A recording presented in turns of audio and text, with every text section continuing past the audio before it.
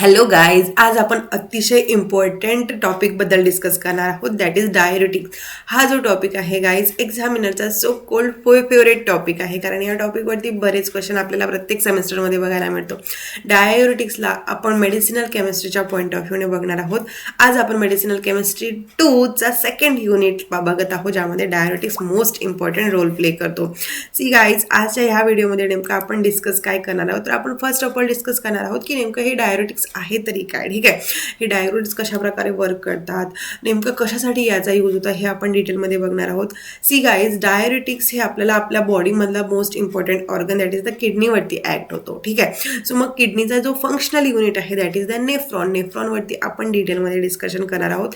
कारण जर एकदा आपल्याला नेफ्रॉनचं स्ट्रक्चर माहिती झालं तर हे डायरेटिक कशा प्रकारे वर्क करतात हे आपल्याला वेगळं रट्टा मारायची गरज नाही आहे. ठीक आहे, एकदा तुम्ही लेक्चर अटेंड केलं, एकदा रिकॉल केलं तर तुम्ही इझिली प्रत्येक क्लासिफिकेशनची कॅटेगरी तुमच्या लँग्वेजमध्ये लिहू शकता. सो आपल्याला फार असं बॉदर करायचं नाही आहे, अगदी इझिली तुम्हाला अंडरस्टँडेबल लँग्वेजमध्ये सगळं काही शिकायचं आहे. ठीक आहे, सो यस, म्हणूनच आपण नेफ्रॉनचे जे पार्ट आहे like Bowman capsule, proximal convoluted tubule, loop of Henle, distal convoluted tubule, collecting duct, हे तुमच्यासाठी आय नो नवीन नाही आहे. प्रिव्हियस काही सेमेस्टरमध्ये नेफ्रॉन आपण डिटेलमध्ये स्टडी केलं आहे, बट इथे आपल्याला नेफ्रॉनवरती आपले ड्रग ॲक्ट करणार आहे, पर्टिक्युलर एरियावरती ड्रग ॲक्ट होणार आहे. सो म्हणून मग आपण इथे एक ओव्हरव्ह्यू घेणार आहोत. After that we will move our main part that is the classification of our diuretics. ठीक आहे, याचे बेसिकली 5 क्लासिफिकेशन आहे. प्रत्येक क्लासिफिकेशन आपण डिटेलमध्ये बघणार आहोत गाईज.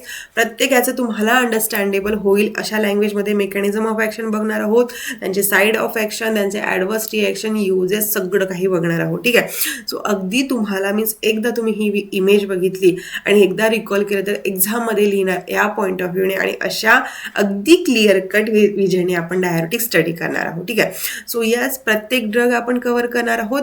जे स्पेशली आपले स्टारवाले ड्रग आहे त्यांचा आपण सिंथेसिस सुद्धा बघणार आहोत, सार सुद्धा बघणार आहोत प्रत्येक कॅटेगरीचा, आणि रिमेनिंग जे सगळे ड्रग आहे ते सगळे ड्रग कव्हर करणार आहोत. हे फक्त एकाच कॅटेगरीसाठी नव्हे तर प्रत्येक कॅटेगरीचे ड्रग, प्रत्येक कॅटेगरीचं क्लासिफिकेशन, सिंथेसिस, सार, युजेस, सगळं काही आपण कव्हर करणार आहोत.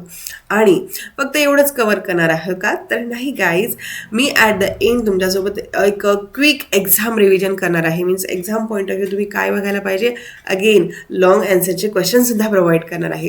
काही असे बेसिक क्वेश्चन आहे जे या कॅटेगरीवरती विचारले जातात, मग त्याचा आन्सरमध्ये तुम्ही काय लिहायला पाहिजे, की points me at the end तुम्हाला देणार आहे.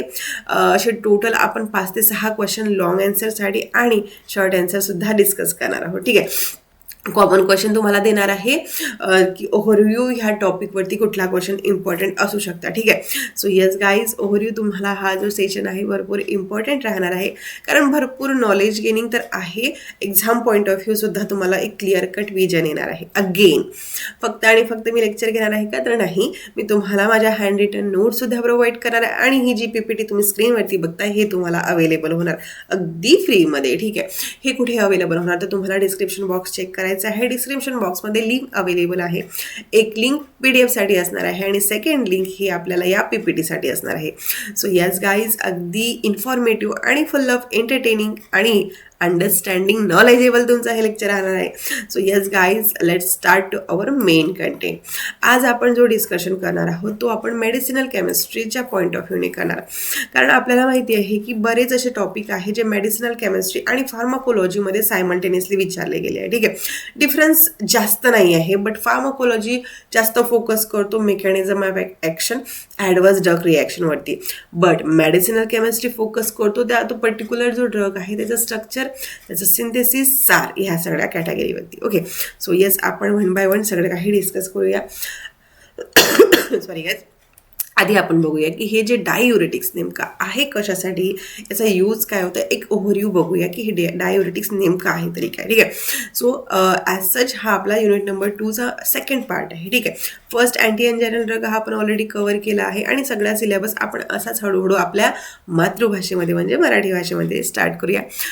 Guys, one more thing, first of all me Pallavi, assistant professor, तुम्हा सर्वांचं स्वागत करते आपलं मराठी चॅनल, आपलं फार्मसीमध्ये, जिथे आपण फार्मसी फार्मसी आणि फार्मसी रिलेटेड जे काही कंटेंट आहे ते आपल्या मातृभाषेमध्ये म्हणजेच आपल्या मराठी भाषेमध्ये बघतो गाईज.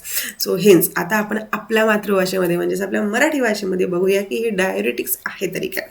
तर हे एक नथिंग बट द ड्रगची कॅटेगरी आहे which increase the urine output by promoting the excretion of water and electrolyte, mainly जे सोडियम आहे फ्रॉम अवर बॉडी. म्हणजे हे एक अशा प्रकारचे ड्रग आहे, अशा प्रकारचे मेडिसिन्स आहे जे काय करतात तर युरिनचं प्रोडक्शन आपल्या बॉडीमधनं इन्क्रीज करतं. म्हणजे अशी एखादी कंडिशन जर राहिली, फॉर एक्झाम्पल बॉडी फ्लुइड हे इन्क्रीज झाला. आता मला सांगा कुठल्या कंडिशनमध्ये बॉडी फ्लुइड इन्क्रीज होण्याचे चान्सेस आहे. Like there are mainly used in the treatment of hypertension, edema, heart failure, renal and hepatic disorder. हे 5 असे मेन डिसऑर्डर्स आहे, डिसीज आहे, यांच्या ट्रीटमेंटसाठी आपण डायरेटिकचा यूज करतो का. तर आता हायपर टेन्शनचं जर केस आपण घेतली, फर्स्ट केस हायपर टेन्शनमध्ये काय होतं गाईज, का ब्लड प्रेशर इन्क्रीज होतं. हायपर मीन्स हाय, टेन्शन म्हणजे टेन्शन, राईट. ज्याचं टेन्शन जास्त आहे त्याला आपण ही गोळी देतो. तर का आता फार्माकोलॉजिकली आपण जर ह्या टॉपिकला डीपर बघितलं तर हायपरटेन्शन म्हणजे काय, तर जे काही आपली आर्टरीज आहे त्यांच्यावरती जर प्रेशर इन्क्रीज झालं तर वी नो की जे आर्टरीजवरती प्रेशर आपण त्याला काउंट करतो तो 120 mmHg बाय 80 mmHg हे नॉर्मल आपलं ब्लड प्रेशर आहे. बट ह्या रेंजपेक्षा जर आपलं ब्लड प्रेशर एक्सटेंड होत असणार, इन्क्रीज होत असणार, तर तिथे मग आपण हे जे काही ड्रग आहे यांचा यूज होतो. तर सी फॉर एक्झाम्पल ही आर्टरी आहे आणि याच्यावरती प्रेशर इन्क्रीज होतं म्हणजे बॉडी फ्लुइड इन्क्रीज झाला आहे. ठीक आहे, म्हणजेच काय, आता आपल्याला काय करायचं आहे, हे जे इन्क्रीज झालेलं बॉडी फ्लुइड आहे याला बॉडीच्या बाहेर काढायचं आहे. सो मग बरोबर आहे, ही आपली आर्टरीज आहे, याच्यावरती भरपूर असं पाणी साचलेलं आहे. हे जर पाणी आपण काढलं तर ऑटोमॅटिकली याच्या वॉलवरती जे प्रेशर आहे ते डिक्रीज होणार आहे. सो मग हेच आपले हे डायुरेटिक्स काय करतात तर आपल्या बॉडीमध्ये जे काही एक्सेस वॉटर ॲक्युमुलेट झालं आहे त्याला एक्सक्रीट आउट करणार. ठीक आहे, अगदी सिम्पल याचं वर्क आहे. आणि आपल्याला माहिती आहे की हे एक्सक्रिशन कुठे होतं बरं, युरिन कुठे फॉर्म होतं, तर ऑब्व्हियसली किडनीमध्ये. किडनीचा फंक्शनल युनिट कोण आहे तर नेफ्रॉन आहे. म्हणूनच आपण नेफ्रॉनला अगदी डिटेलमध्ये बट एक ओव्हरव्ह्यू घेणार आहोत. ठीक आहे, सो सेम केस इडिमा म्हणजे स्वेलिंग. आता ऑल ओव्हर एखाद्या पेशंटच्या बॉडीवरती स्वेलिंग आली आहे. स्वेलिंग म्हणजे काय तर वॉटरचं एक्सटेन्शन झालं आहे, वॉटरचं कॉन्सन्ट्रेशन बॉडीमध्ये इन्क्रीज झालं आहे. सो मग आपण काय करणार की डायरेटिक्स देणार की आता आम्हाला जो काही वॉटरचं लेवल आहे बॉडीमध्ये भरपूर झालं आहे, आता आम्हाला नको आहे. सो मग हे डायरेटिक्स काय करणार तर बॉडी थ्रू जे एक्सेस वॉटर आहे ते रिमूव्ह आउट करणार. अँड देन हार्ट फेल्युअरच्या केसमध्ये सुद्धा आपल्याला हार्टवरती टेन्शन द्यायचं नाही आहे, आपल्याला फार असं प्रेशर क्रिएट करायचं नाही. सो मग आपण ब्लड व्हॉल्यूम कमी करण्यासाठी रेनल किंवा हिपॅटिक फेनल, रेनल म्हणजे काय तर किडनीचा फेलर ॲक्च्युली, म्हणजे असा ऑर्गन जो युरिन फॉर्म करतो तोच जर फेल झाला तर मग बाकीचं फिल्ट्रेशन होणार नाही. तर मग काय, अशा वेळेस आपण डायरेटिक्स देणार आणि म्हणणार की नको, किडनीला थोडं रेस्ट करा आणि हे जे एक्सेस वॉटर आहे बाहेर करा. ठीक आहे, सो अगदी सिम्पल हे आपले डायरेटिक्स आहे गाईज. आता हे ॲक्ट होतात आपल्याला माहिती आहे किडनीवरती. ठीक आहे, each and every diuretics work on a kidney, कारण युरिन प्रोडक्शन कशामध्ये होतं तर किडनी, आणि किडनीचा फंक्शनल युनिट आहे नेफ्रॉन. सो येस गाईज, आपण नेफ्रॉनला आधी डिटेलमध्ये बघूया, then we will go for the classification. Now आता आपल्याला माहिती आहे की स्ट्रक्चरल अँड फंक्शनल युनिट जो किडनीचा आहे तो म्हणजे करता आणि करविता कोण आहे तर तो आहे नेफ्रॉन. ठीक आहे, सो हा जो नेफ्रॉन आहे अशा प्रकारे आपल्याला माहिती आहे, हे दिसतो. हे काही नवीन स्ट्रक्चर नाही आहे आपल्यासाठी. हे नेफ्रॉनचं स्ट्रक्चर अगदी आपण 12th पासून बघित आहोत. बी फार्मसीच्या जे ॲनाटॉमी अँड फिजिओलॉजीमध्ये सुद्धा आपल्याला नेफ्रॉन झालेला आहे. ठीक आहे, तर हा नेफ्रॉन जो आहे बेसिकली 5 पार्टमध्ये डिवाइड झाला आहे. हा जो फर्स्ट पार्ट आहे याला आपण बोमेन्स कॅप्सूल म्हणतो. आफ्टर दॅट हा प्रॉक्सिमल कॉन्युलेटेड ट्यूब्युल याला अटॅच आहे. ही जी असेंडिंग आणि डिसेंडिंग लूप दिसते तुम्हाला, खाली जातोय आणि एक वर जातो. ठीक आहे, ही झाली आपली लूप ऑफ हेनली. याच्यामध्ये एक डिसेंडिंग असतं आणि एक असेंडिंग असतं. देन याला डिस्टल कॉन्युलेटेड ट्यूब्युल अटॅच्ड आहे आणि हे कलेक्टिंग डगला अटॅच्ड आहे. असे प्रत्येक नेफ्रॉनचे कलेक्टिंग डग एका मोठ्या कलेक्टिंग डगला अटॅच्ड असते. अँड देन ही जी किडनी दिसते बघा, याच्या बाहेर युरिन प्रोडक्शन होतं. ठीक आहे, सो गाईज ही जी नेफ्रॉन आहे फक्त नेफ्रॉनमध्ये असलेले सेल याच्यामध्ये आहे का तर नाही, याला सराउंडेड केलेले आहे ब्लड वेसल. ही रेडिश दिसते बघा, हे काही ब्लड वेसल आहे जे फिल्ट्रेशनसाठी मोस्ट इम्पॉर्टंट रोल प्ले करतात. वन बाय वन आपण याचे पार्ट डिस्कस करूया. फर्स्ट पार्ट आहे गाईज बोमेन्स कॅप्सूल. हा जो पार्ट दिसतोय बघा तुम्हाला स्क्रीनवरती इमेज दिसत असणार, सो सॉरी. आत्ता दिसत असणार. आता ही जी स्क्रीन आहे गाईज, यामध्ये बोमेन्स कॅप्सूल तुम्हाला देतात. आता हे रेडिश दिसतंय बघा, दोन, एक असेंडिंग आहे, एक डिसेंडिंग लूप आहे. तर ही जी काही एक एफरंट आर्टिओल म्हणतो याला, आणि सेकंड आहे इफरंट आर्टिओल. हे जे दोन आर्टिओल आहे हे काय करतात, जे काही कम्प्लिटली बॉडीमधलं जे काही ब्लड आहे त्याला नेफ्रॉनपर्यंत जाऊन पोहोचवतात. आणि ह्या दोघांच्या डायमीटरमध्ये स्लाइटली चेंजेस असतात. ठीक आहे, एकाचं डायमीटर मोठं असतं, एकाचं डायमीटर छोटं असतं. त्यामुळं काय होतं की आता ऑब्व्हियसली आपण जर जेव्हा पाणी देतो झाडांना पाईपनी देतो, ठीक आहे, त्याचं जर डायमीटर आपण छोटं केलं तर काय होणार, प्रेशर इन्क्रीज होतं आणि पाणी लांबवर जातं. सेम केसमध्ये इथं सेम केस वापरला गेला आहे की नेचरनी काय केलं आहे की एक जो एफरंट आर्टियल आहे याची डायमीटर लाईटली छोटी ठेवली आहे. एफरंटची मोठी असते, इफरंटची छोटी असते. ओके, सो हे डिफरन्स आठवण ठेवायचं आहे. सो मग काय होतं की जे आर्टरीजचा डिफरन्स आहे याच्यामुळे प्रेशर क्रिएट होतं. अँड देन फिल्ट्रेशनची प्रोसेस होते, मीन्स ब्लड आणि ब्लडमध्ये जे काही कंटेंट प्रोड्यूस आहे ते कम्प्लिटली फिल्टर्ड आउट होतो. ओके, सो फर्स्ट ब्लड फिल्ट्रेशनची प्रोसेस कुठे होते, तर बोमेन्स कॅप्सूलमध्ये.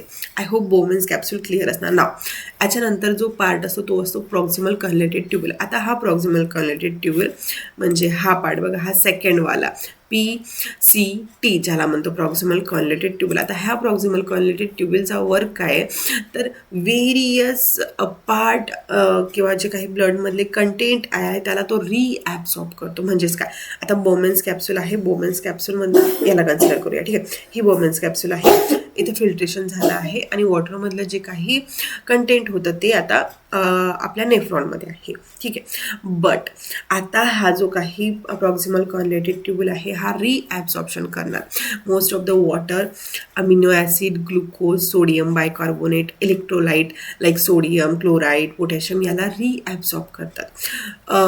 Flow through proximal converted tubule हा रिॲब्सॉर्ब करतो and the most of the amount of get reabsorb into it. म्हणजे आता रिॲब्सॉर्ब कुठं, तर रिॲब्सॉर्ब ब्लडमध्ये, म्हणजे परत ब्लडमध्ये ते सगळं काही फिल्टर होतं.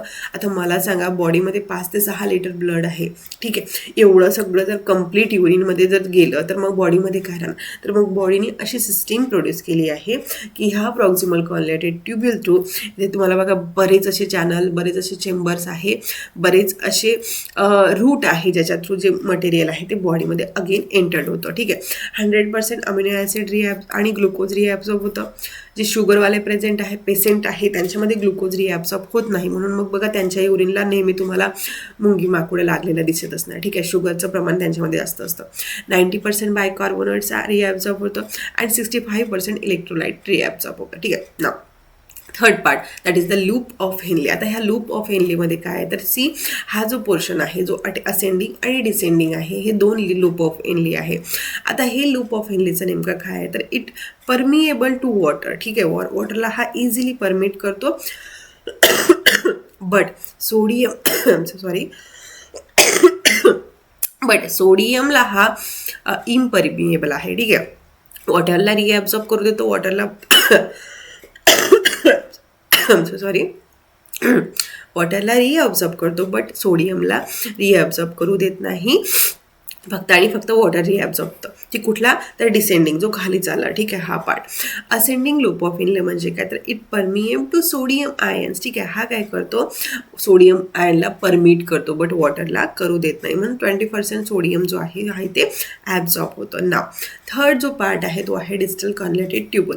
आता डिस्टल कॉन्व्हर्टेड ट्यूब्युल म्हणजे कुठला, तर हा जिथे हे लूप ऑफ हेनले फिनिश होतं आणि हा जो कलेक्टिंग डगच्या अगोदर आहे त्याला आपण डिसेंडिंग लूप ऑफ हेनले म्हणतो. हा जो डिसेंडिंग लूप ऑफ हेनले आहे हा काय करतो, तर after crossing the loop of Henle filtrates pass through distal converted tubule. Loop of Henle गेल्यानंतर कुठे जातो, तर डिस्टल कॉन्व्हर्टेड ट्यूब्युलमध्ये जातो, in which about the 5 to 10% NaCl get reabsorb by sodium chloride co transmitter. ठीक आहे, याच्यामध्ये काही को ट्रान्समिटर आहे, काही चेंबर्स आहे आणि ह्या चेंबर्स ह्या को ट्रान्समिटर थ्रू जे काही NaCl साल्ट आहे ते रिॲब्सॉर्ब होतो. कुठं, तर ब्लडमध्ये. ठीक आहे, हे नॉर्मल फंक्शन आहे आपल्या नेफ्रॉनचं. About 5 to 10% Na positive and Cl negative ion are reabsorb in the blood. ठीक आहे, इम्परमिएबल टू वॉटर. याच्यामध्ये वॉटर रिॲब्सॉर्ब होत नाही. वॉटर कुठे रिॲब्सॉर्ब होतं, तर descending loop of Henle. Sodium कुठे, तर ascending loop of inlay.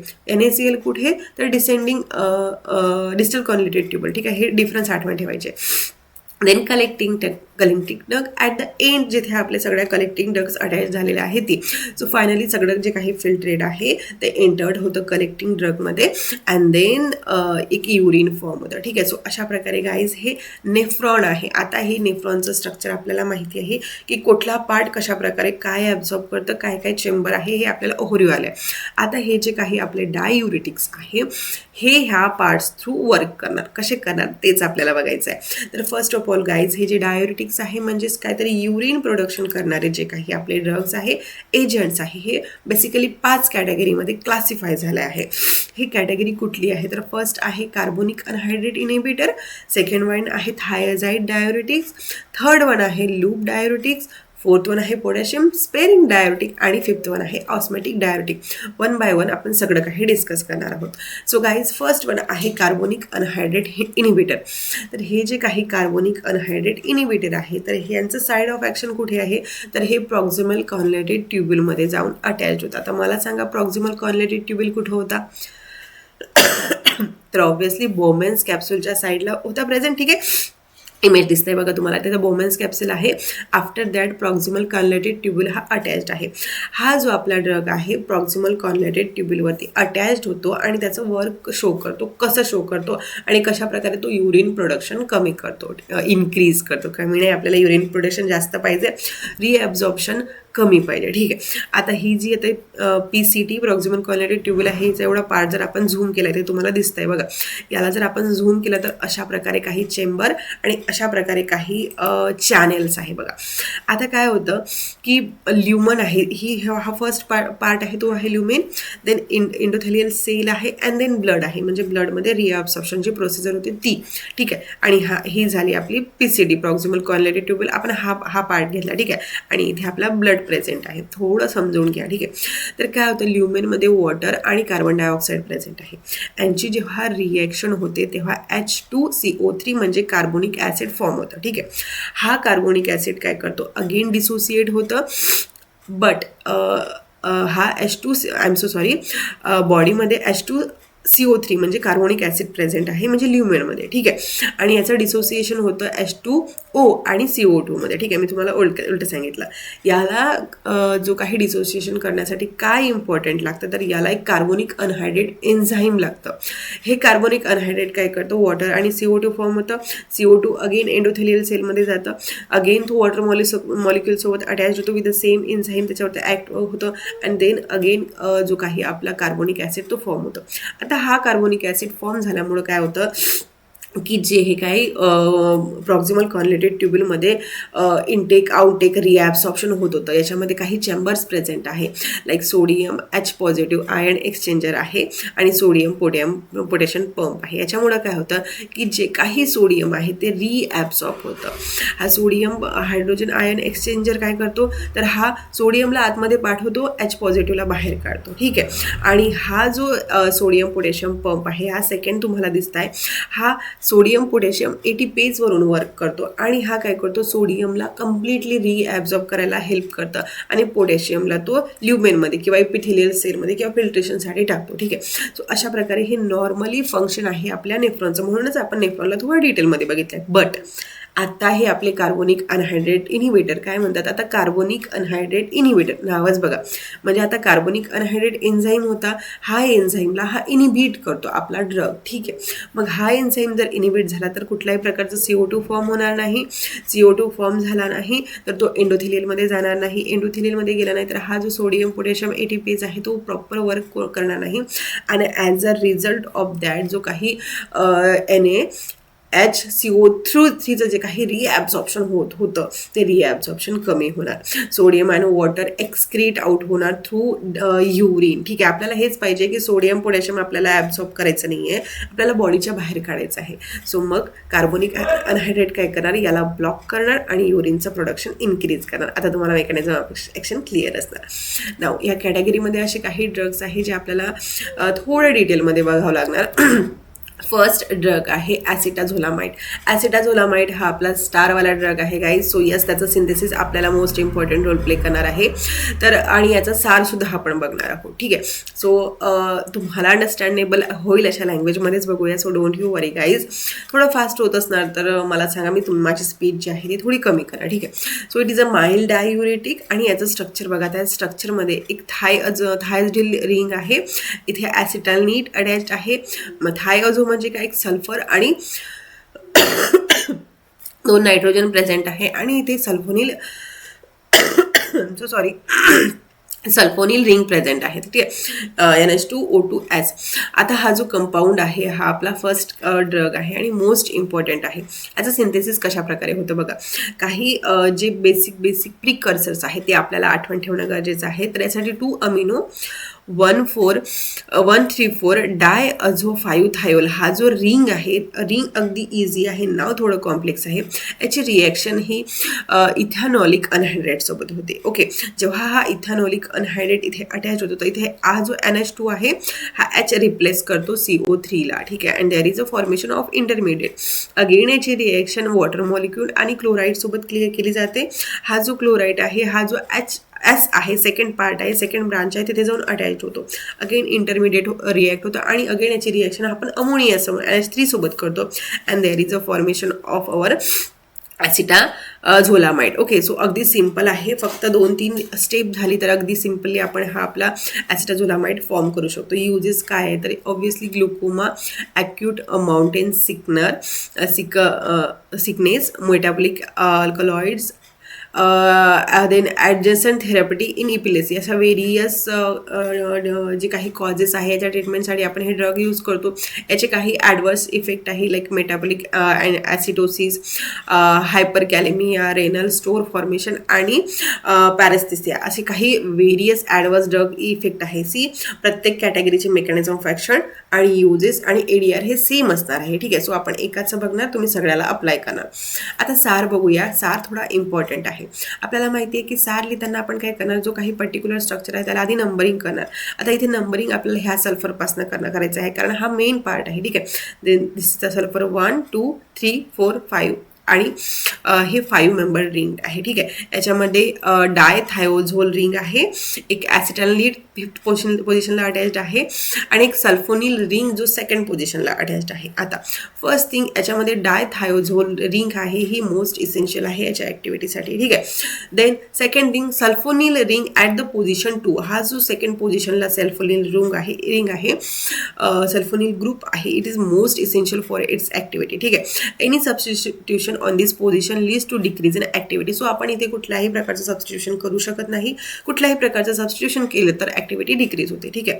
The ring should be aromatic in nature for its activity. ही जी रिंग आहे कुठली तर डायथायोझोल रिंग ही ॲरोमॅटिक असायला पाहिजे त्याच्या ॲक्टिव्हिटीसाठी. ठीक आहे. At the 5th position there should be acetanilide group. हा जो 5th पोझिशन आहे इथे हा जो NHCOCH3 आहे हा ग्रुप इसेन्शियल आहे याच्या ॲक्टिव्हिटीसाठी. Its activity only hydrogen substitution can increase the activity of component. फक्त इथे जो H आहे CH3 आहे त्यामधला फक्त जो हायड्रोजनचं सबस्टिट्यूशन केलं, एखादा अनदर ग्रुप अटॅच केला तरच ॲक्टिव्हिटी इन्क्रीज होणार. अदर तुम्ही काहीही चेंजेस केले तर ॲक्टिव्हिटी डिक्रीज होणार. ठीक आहे.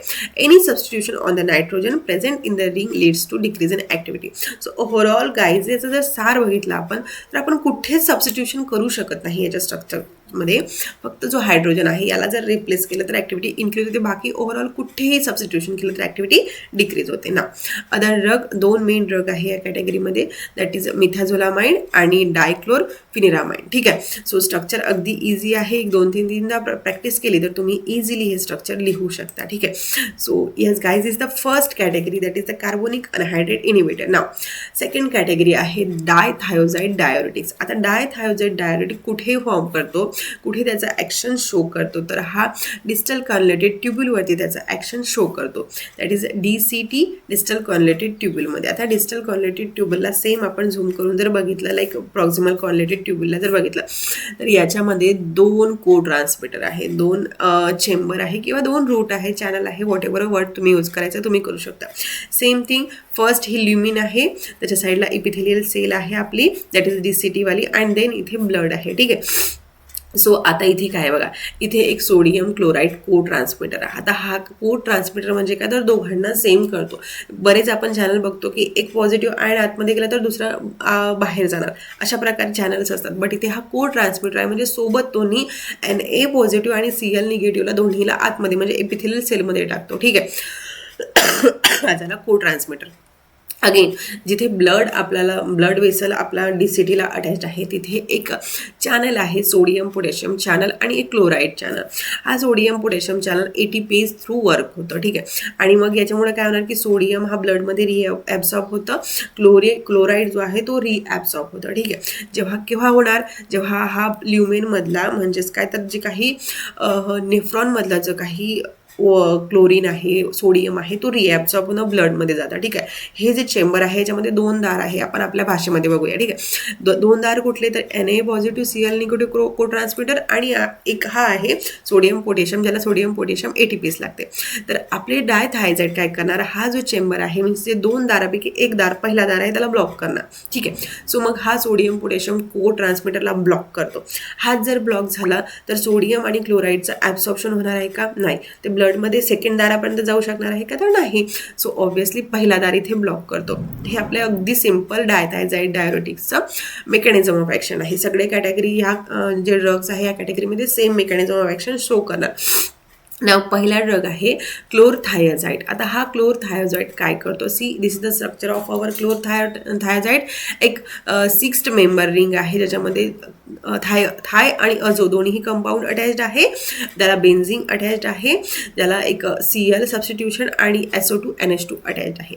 आता हा जो कंपाऊंड आहे स्टारवाला ड्रग आहे, सो याचं सिंथेसिस आपल्याला इथे मॅटर करणार आहे. तो सिंथेसिस अगदी 2 स्टेप्स रिएक्शन आहे, फक्त प्रिकर्सर आठवण ठेवायचं आहे. Then you can write synthesis अगदी इझिली. ठीक आहे, सो मेन प्रिकर्सर काय आहे गाईज, तर 5-chloro-2,4 डायसल्फोनिल ॲनिलीन. ओके, सो ॲनिलीन आहे, बट इथे 2 substitution SO2 NH2 SO2 NH2 झाला आहे ऑर्थो पोझिशनला, आणि एक NH2 आणि Cl आहे. याची रिॲक्शन आपण HCOOH म्हणजे ॲसिड सोबत करतो.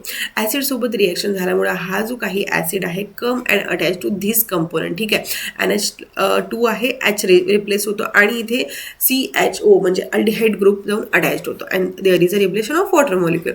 अगेन याची रिॲक्शन होते, म्हणजे जे काय डिहायड्रोजिनेशन होतं, वॉटर मॉलिक्युल रिलीज होतं, आणि अगेन इथे एक बॉन्ड फॉर्म करतो, and there is a formation of our drug that is chlorothiazide. अगदी सिम्पल आहे, थोडं प्रॅक्टिस केल्याने इझिली लिहिता येईल. आता इथे जास्त इम्पॉर्टंट आहे, that is the structural activity relationship. Structural activity रिलेशनशिपसाठी फक्त आपल्याला जे ड्रगचं स्ट्रक्चर आहे ते माहिती असणं गरजेचं आहे, अदर आपण इझिली लिहू शकतो. ठीक आहे, आता तुम्हाला इथे बघताना जरी थोडं कॉम्प्लेक्स दिसत असणार गाईज, बट अगदी इझी सार आहे, काहीच नाही. स्ट्रक्चर घ्यायचं आहे, त्याला नंबरिंग करायचं आहे. नंबरिंग कुठे करणार, तर हा सल्फोनिल ग्रुप आहे, यापासून आपल्याला नंबरिंग करायचं आहे, 1st, 2nd, 3rd आणि 4th. ठीक आहे, ह्या रिंगला. देन सेकंड जे रिंग आहे तिथून नंबरिंग करायचं आहे, 5th, 6th, 7th, 8th ह्याच वेळी नंबरिंग करायचं आहे, तरच तुमचा सार अगदी राईट येणार आहे. ठीक आहे, ग्रुपला नाव लिहून देऊ. This one is R1, R2, R3. हा सल्फोनिल ग्रुप आहे, आणि इथे एक अनदर सल्फोनिल ग्रुप अटॅच्ड आहे. आता बघूया first position, this one is okay. First पोझिशनमध्ये सल्फोनिल ग्रुप हा इसेन्शियल आहे ॲक्टिव्हिटीसाठी. सेकंड पोझिशनमध्ये hydrogen at place of R3 is increase the activity, म्हणजे हा जो सेकंड पोझिशन आहे अँड नायट्रोजनवरती जर आपण H टाकला तर ॲक्टिव्हिटी इन्क्रीज होते. ठीक आहे, थर्ड पोझिशनमध्ये काय करू शकतो बरं, substitution of alkyl group increase the it's potency. ठीक आहे, R3ला जर आपण अल्किल ग्रुप जर टाकला तर पोटेन्सी इन्क्रीज होते. फॉर एक्झाम्पल सायक्लोथायोझाइड हा एक्झाम्पल. फोर्थ पोझिशन आहे, फोर्थ पोझिशनवरती नायट्रोजन आहे. Double bond can increase the potency but not substituted other than H positive decrease the activity. ठीक आहे, सो इथे डबल बॉन्ड जर आपण प्लेस केला तर ॲक्टिव्हिटी इन्क्रीज होते, फक्त इथे हायड्रोजन टाकू शकतो, बाकी काही आपण टाकू शकत नाही. ठीक आहे, 7th आणि 8th पोझिशन बघूया. 7th आणि 8th पोझिशनमध्ये sulphonyl group is essential for its activity. हा जो 7th आणि 8th पोझिशनमध्ये बघा एक सल्फोनिल ग्रुप आहे, हा ग्रुप मोस्ट इम्पॉर्टंट आहे, त्याची activity substitution on it leads to decrease in activity. Activity. म्हणजे आपण तिथेही काहीही सबस्टिट्यूशन करू शकत नाही. आपल्याला मेन काय आहे, मेन आपल्याला जो ड्रग आहे, ड्रगचं स्ट्रक्चर आहे, त्याचं नाव आहे. Other substitution leads to activity. ठीक आहे. At the 6th position sulphonyl group is essential for its activity. आणि 6th मध्ये electron withdrawing group like chlorine, bromine, NO2, CF3 हा इन्क्रीज ॲक्टिव्हिटी फक्त. आणि 6th पोझिशनमध्ये that is the R2 पोझिशनला आपण substitution करू शकतो. सो अगदी जे कॉम्प्लेक्स थिंग वाटत होतं गाईज ते अगदी इझी आहे. फक्त आपण R2 म्हणजे 6th पोझिशनला सबस्टिट्यूशन करू शकतो. बाकी ओव्हरऑल कुठेही सबस्टिट्यूशन केलं तर ॲक्टिव्हिटी डिक्रीज होणार आहे. अगदी इझी आहे एका लाईनमध्ये सांगायचं झालं तर. अदर ड्रग बघूया ह्या कॅटेगरीमध्ये काय आहे तर हायड्रोक्लोरथायझाईड आहे, देन हायड्रोफ्ल्युमेथायझाईड आहे आणि सायक्लोथायझाईड आहे. तिघांचे स्ट्रक्चर अगदी सेम आहे. ह्या 2 रिंग अगदी सेम आहे. डिफरन्स काय जे सर्कल केला आहे बघा मी रेडिशमध्ये, तो एक फक्त डिफरन्स आहे. हायड्रोक्लोरथायझाईडमध्ये Cl ग्रुप प्रेझेंट आहे, हायड्रोफ्ल्युमेथायझाईडमध्ये CF3 आणि सायक्लोथायझाईडमध्ये एक रिंग अटॅच आहे. बाकी स्ट्रक्चर इझी आहे. सो एका स्ट्रक्चरवरून तुम्ही बाकीचे स्ट्रक्चर गाईज इझिली आठवण ठेवू शकता. ठीक आहे. नाव थर्ड कॅटेगरी आहे लूप डायोरेटिक. आता हे लूप डायोरेटिक म्हणजे काय, आता नावावरून कळतं की हे लूप ऑफ हेनलेवरती ॲक्ट होणार. बट कुठल्या लूप ऑफ हेनलेवरती ॲक्ट होणार तर हा असेंडिंग म्हणजे जो वर जात होता लूप ऑफ हेनले त्यावरती ॲक्ट होतो. ठीक आहे. लूप डायोरेटिक कशावरती तर जो काही असेंडिंग मीन्स वरच्या साईडला जो जात होता तिथे. तर ही जी काही लूप ऑफ हेनले आहे याच्यामध्येच अगेन झूम करून जर बघितलं तर ल्युमेन, इपिथेलियल सेल आणि ब्लड आहे. याच्यामध्ये हे जे 2 दार आहे हे 2 दार मोस्ट इम्पॉर्टंट आहे. आता इथे कुठलं दार आहे बघा, इथे sodium potassium chloride co transmitter आहे. म्हणजेच काय तर at a time sodium, potassium आणि 2 क्लोराईडच्या आयन ॲट अ टाइम रिॲब्सॉर्ब होतो. ठीक आहे. ॲट अ टाइम ते ब्लडमध्ये एंटर जातं. आणि सेकंड चॅनल कुठं आहे तर सोडियम पोटॅशियम चॅनल, त्याला अगेन ATPची गरज आहे. Same thing. मग आता लूप डायोरेटिक सेम आपलं काम करणार. याला काय करायचं आहे, याला फक्त युरिनचं जे एक्सक्रिशन आहे ते इन्क्रीज करायचं आहे. मग हा काय करणार की हा जो पहिला दार आहे याला स्टॉप करणार की आता इथनं कोणीच सोडियम जाणार नाही, पोटॅशियम जाणार नाही, क्लोराईड जाणार नाही, बॉडीच्या बाहेर काढायचं आहे, एक्सक्रिप्ट आउट करायचं आहे. सो मग हा काय करणार, लूप डायोरेटिक बघा इथे डायरेक्टली ब्लॉकेज करणार, ह्या चॅनलला बंद करणार. मग ह्या चॅनल थ्रू पहिल्याच दारातून जर आपले सोडियम पोटॅशियम क्लोराईड जाणार नाही तर सेकंड दारातून ते जाणं पॉसिबल आहे का तर ऑब्व्हियसली नाही. मग त्यांचं रिअब्सॉर्प्शन तिथे स्टॉप होतं आणि युरिन प्रोडक्शन इन्क्रीज होतं. आपल्याला तेच पाहिजे की आपल्याला युरिन प्रोडक्शन जास्त प्रमाणात करायचं आहे. सो हे जे लूप डायोरेटिक कशावरती वर्क करतात तर सोडियम पोटॅशियम क्लोराईड को ट्रान्समिटरवरती. ठीक आहे. आता गाईज याचं जनरल स्ट्रक्चर बघा, इथे बेन्झिन रिंग आहे. इथे फर्स्ट पोझिशनला COOH ॲसिड अटॅच आहे, सेकंड पोझिशनला एक अमोनिया आणि R आहे म्हणजे ते सबस्टिट्यूशन करू शकतो. थर्ड पोझिशनला काहीच नाही आहे, फोर्थला X आहे, फिफ्थला SO2 NH2 म्हणजे सल्फोनिल ग्रुप अटॅच आहे. ठीक आहे. हे याचं जनरल स्ट्रक्चर आहे. आता सार बघूया. ठीक आहे. प्रत्येक कॅटेगरीचा आपण सार बघणार आहोत. तर सार काय आहे बघूया. फर्स्ट पोझिशनला carbonyl group that is the COOH group हा इसेन्शियल आहे याच्या ॲक्टिव्हिटीसाठी. ठीक आहे. डायोरेटिक जर ॲक्टिव्हिटी पाहिजे असणार किंवा पोटेन्सी जर इन्क्रीज करायचं असणार तर हा acidic compound that is carbonyl group is essential for its activity. Second पोझिशनला R शुड बी फुरफुल्ली और फिनिल ग्रुप. ठीक आहे. सेकंड पोझिशनला जो NHR आहे तर इथे आपल्याला एक फिनिल रिंग पाहिजे. Other substitution can leads to decrease in activity. ठीक आहे. सो इथे R काय असणार आहे, इथे फिनिल रिंग असणार आहे. ठीक आहे. फोर्थ पोझिशनला X should be electron withdrawing group. ठीक आहे. जो X आहे बघा फोर्थ पोझिशनला हा इलेक्ट्रॉन विड्रॉईंग ग्रुप असायला पाहिजे like Cl CF3 like that. ठीक आहे. These are essential for its activity. Diuretic ॲक्टिव्हिटीसाठी हा जो काही इलेक्ट्रॉन विड्रॉईंग ग्रुप आहे हा इसेन्शियल आहे. फिफ्थ पोझिशनला जो सल्फोनिल ग्रुप आहे SO2 NH2 आहे, it should be present at fifth position. याला आपण 6th पोझिशनला लिहू शकत नाही किंवा सबस्टिट्यूशन करू शकत नाही.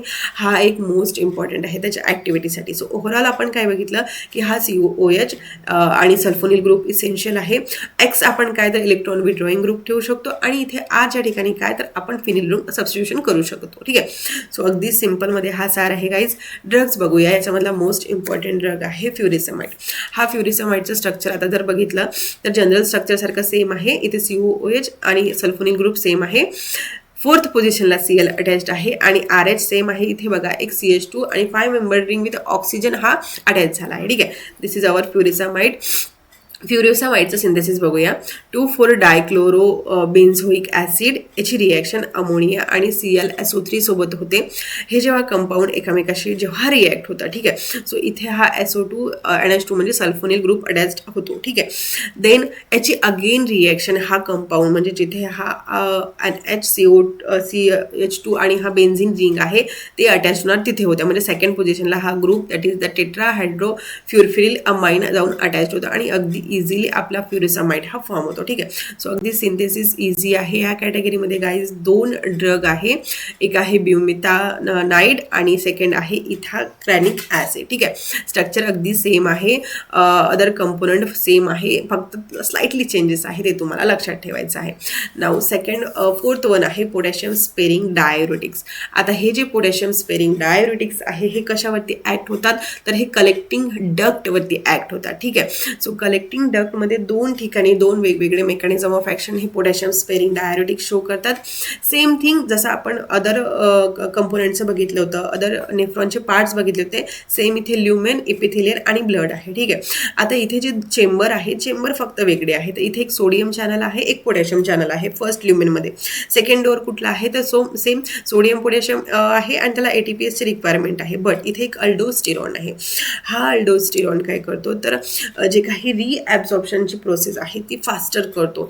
आपले पोटॅशियम स्पेरिंग डाययुरेटिक्स 2 प्रकारे मेकॅनिझम ऑफ ॲक्शन शो करणार. फर्स्ट थिंग हा दोन्ही चॅनल ब्लॉक करणार. फर्स्ट थिंग हा सोडियम चॅनल ब्लॉक करणार अँड सेकंड थिंग हा अल्डोस्टिरॉनवरती जाऊन ॲक्ट होणार, ठीक आहे. सो मग दोन्ही आणि हा जो रस्ता आहे तो ब्लॉक करणार आणि युरिनचं फॉर्मेशन तो इन्क्रीज करणार, ठीक आहे. ह्या कॅटेगरीमध्ये एक स्पिरोनोलॅक्टन हा मोस्ट इम्पॉर्टंट ड्रग आहे गाईज. स्ट्रक्चर आता थोडं एक्स्ट्रा रिंग्स आहे, तुम्ही अगदी प्रॅक्टिस करा आणि इझिली तुम्ही करू शकणार, ठीक आहे. अगेन ह्या कॅटेगरीमध्ये अगेन 2 क्लासिफिकेशन आहे. एक अल्डोस्टेरॉन अँटागोनिस्ट म्हणजे अल्डोस्टिरॉन जे मेकॅनिझम 2 शो करणारे ड्रग आहे आणि सेकंड आहे सोडियम चॅनल इनिबिटर. म्हणजेच काय, तर पहिला जो रस्ता आहे तो इनिबिट करणारे. सोडियम चॅनल इनिबिटर कुठला आहे, तर अमिलोराइड हायड्रोक्लोराइड हा आपला सोडियम चॅनल इनिबिटर आहे आणि ट्रायमिथेक्रिन हा आपला सोडियम चॅनल इनिबिटर आहे सेकंड, ठीक आहे. नाव ऑस्मॅटिक डाययुरेटिक्स. आता हा ऑस्मॅटिक डाययुरेटिक्स काय करणार, तर हा प्रॉक्सिमल कॉन्व्हर्टेड ट्यूब्युल आणि लूप ऑफ हेनले दोन्हीवरती ॲक्ट होतो, ठीक आहे. Proximal converted tubule, just give me minute, I show you, ठीक आहे. हा जो प्रॉक्सिमल कॉन्व्हर्टेड ट्यूब्युल आणि लूप ऑफ हेनले हा ह्या पुन्हा पार्टवरती आहे आपले ऑस्मॅटिक डाययुरेटिक्स वर्क करणार. हे ऑस्मॅटिक डाययुरेटिक्स कशा प्रकारे वर्क करणार, तर एकच ड्रग आहे या कॅटेगरीमध्ये mannitol. It increase the plasma and tubular osmolarity and prevent the water reabsorption and promoting diuretics, ठीक आहे. ऑस्मॅटिक्स आहे. सो ऑस्मॅटिक्स माहिती आहे आपल्याला काय करणार की हायर कॉन्सन्ट्रेशन टू लोअर कॉन्सन्ट्रेशनमध्ये जो मोमेंट होतो आपण त्याला ऑस्मोसिस म्हणतो, ठीक आहे. आता हे ऑस्मॅटिक डाययुरेटिक्स काय करतं की जे काही रिॲब्सॉर्प्शन होत होतं PCD आणि लूप ऑफ हेनलीमध्ये त्याला इनिबिट करतं आणि वॉटरचं जे काही रिॲब्सॉर्प्शन आहे ते डिक्रीज झाल्यामुळे जे काही युरिन इन्क्रीज आहे ते जास्त प्रमाणात होणार, ठीक आहे. युजेस कुठला आहे, तर सेरेब्रल इडिमाच्या वेळेस यूज होतो हे ड्रग.